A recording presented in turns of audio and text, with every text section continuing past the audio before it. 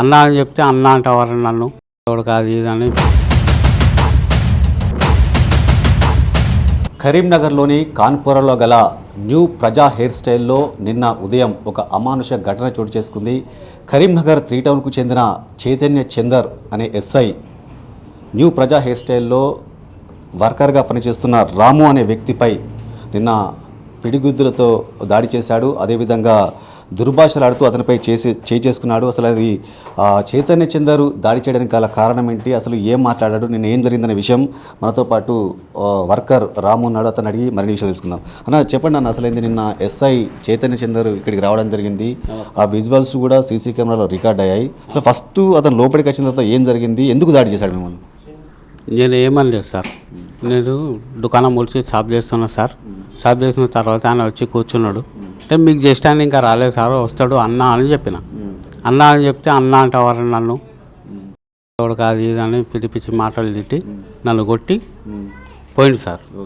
ఇక నాకు ఇవాళ నాకు ఇదంతా నొప్పిగా ఉంది.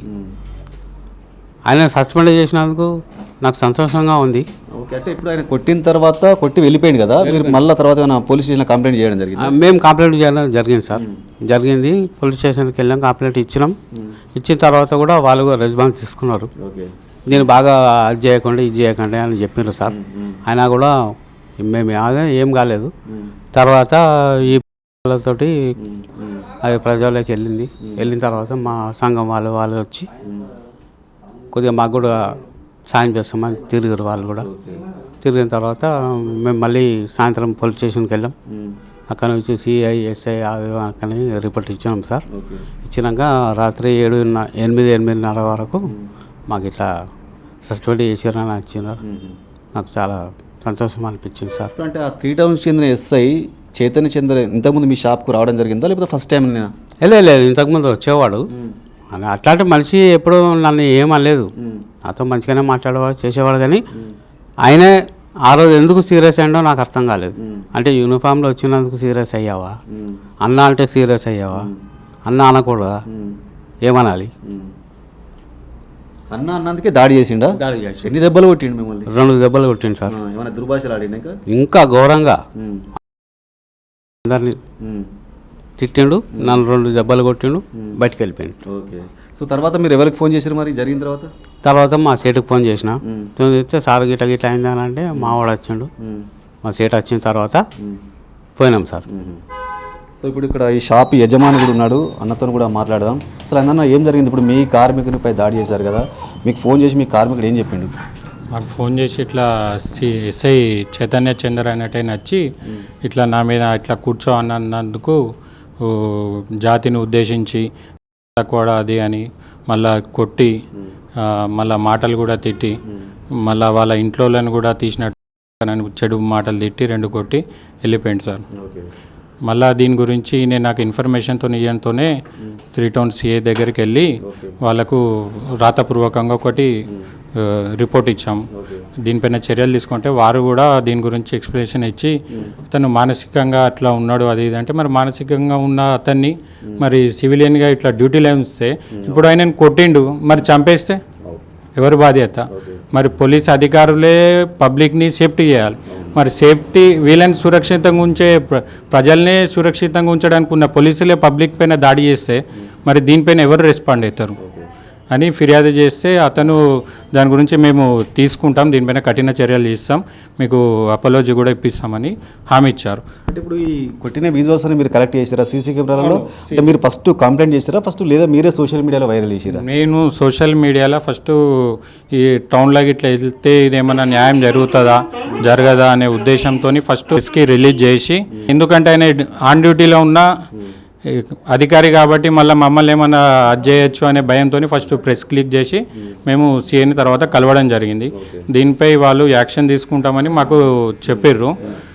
వాళ్ళు కూడా మర్యాదపూర్వకంగా మొత్తం ఎక్స్ప్లెయిన్ చేసి చెప్పారు. వాళ్ళు కూడా విజువల్ తీసుకున్నారు. మరి ఎందుకు అయింది అని కూడా వాళ్ళు అడిగారు. అక్కడి నుంచి ఎస్బీ నుంచి కూడా ఒక అధికారి వచ్చి మా దగ్గరకు వచ్చి ఏమైంది ఏంది అని విచారించుకొని రిపోర్ట్ తీసుకొని వెళ్ళాడు. తర్వాత మళ్ళీ మా సంఘం నుంచి మేము అందరం యూనియన్ నుంచి ఇట్లా ఆయన ఇట్లా జాతిని ఉద్దేశించి మాట్లాడినప్పుడు ఇట్లా మరి మన అందరిపైన ఇప్పుడు ఈరోజు అతనిపైన జరిగింది, రేపు వేరే టోళ్ళపైన జరగదు. ఈ అధికారులు ఎట్లా చేస్తే మరి వేరే టోళ్ళు ఎట్లా చేస్తారనే ఉద్దేశంతో ఏసీబీ సార్ గారిని 3 టౌన్ సిఏ గారిని కలవడం జరిగింది. మేము కలిసి వచ్చినాక తర్వాత మాకు ఒక హాఫ్ అన్ అవర్ వరకే మాకు సస్పెన్షన్ ఆర్డర్తోని ఈ ఉత్తర్వులు జారీ చేయడం ద్వారా మాకు పోలీస్ పైన ఒక రెస్పెక్ట్ వచ్చింది. మాకు ఇట్లా ఈ విధంగా స్పందించినందుకు ఆనందంగా ఉన్నది.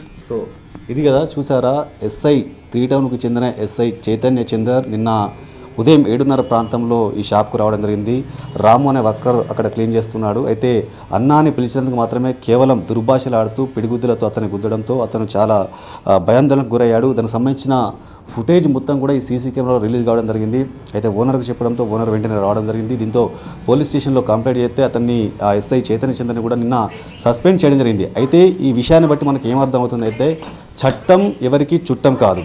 ఎంత పెద్ద స్థాయిలో ఉన్నా, ఎంత పెద్ద అధికారి అయినా కూడా చట్టం ఎవరికి చేతుల్లో తీసుకోరాదు.